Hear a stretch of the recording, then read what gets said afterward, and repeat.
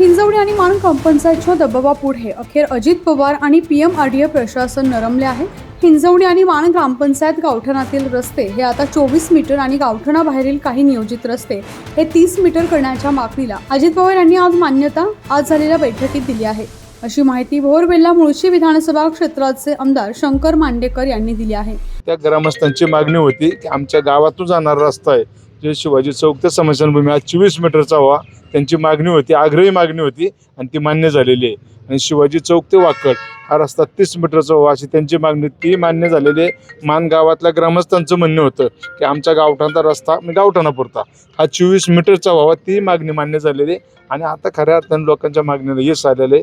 पालकमंत्री असन, मुख्यमंत्री असन किंवा उदय सामंत जी असन आणि सर्व या ठिकाणी पीएमआरडीचे अधिकारी यांचं मी मनापासून अभिनंदन करतो। अजित पवारांनी हिंजवडी आणि मान ग्रामपंचायत हद्दीतील रस्त्यांबद्दलची भूमिका घेतली आहे, त्याचं आम्ही स्वागत करतो, अशी प्रतिक्रिया हिंजवडीचे सरपंच गणेश जांभूळकर यांनी दिली आहे। मच्छे साहेब स्वतः त्यांनी आज इतकी मदत केली, आमदार साहेबांनी मदत केली, दादांनी आज निर्णय जे घेतला गावठाणापुरता आणि गावातले 2-3 रस्ते मान बद्दल जो निर्णय घेतला तर मानची ग्रामस्थ पण खुश आणि आम्ही पण खुश आहे सगळी। त्यामुळे दादाचं आणि आमदार साहेबांचं, मच्छे साहेबांचं मी आभार मानतो। जेवढा आभार मानेन तेवढं कमीच आहे।